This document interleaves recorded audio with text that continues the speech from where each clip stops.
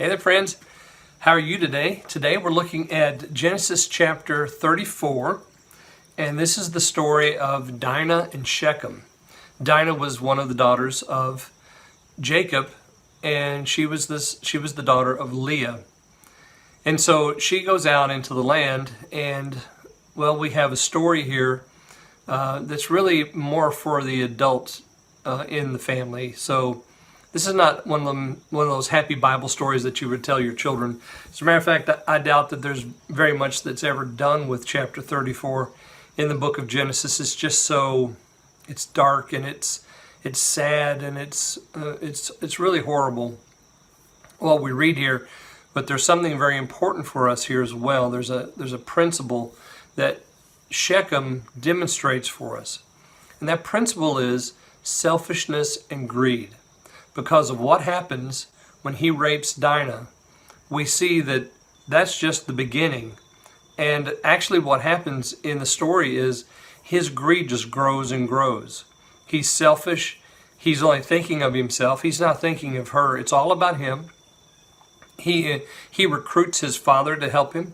His father recruits the men of the city to help them. And it's all about getting and having, and it's horrible what happens here. And so that's why I've entitled this Shechem's sexual sin, because it is a sexual sin that he commits, but it has a root in something else.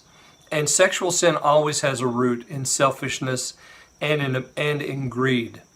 So that's what we see in Shechem's life. In the pastor's letter, which I hope you'll look at today, I've gone through the chapter and just picked out or pulled out the verses here that show us how his greed grows and what he does and says to advance his selfishness. No one ever told this boy no. I mean, that's just the bottom line. He's never been told no. He's not going to be told no now. He feels privileged. He feels better than or above.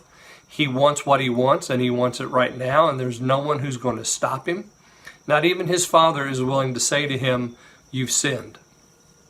Now, there's a corrective in the story because Jacob's sons do something about this, and it's horrible what they do. But it all begins with one man's choice, one man's selfish, greedy choice to force this young lady into a position that's left her really with nothing. It took everything from her, which is, of course, is what happens when we abuse people sexually. So I hope you'll read this chapter 34 of the book of Genesis. Read through it.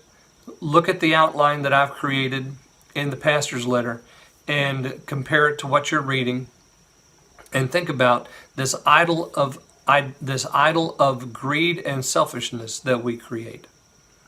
All right, well, I hope that I see you guys on Sunday. I love you and I miss you. Bye.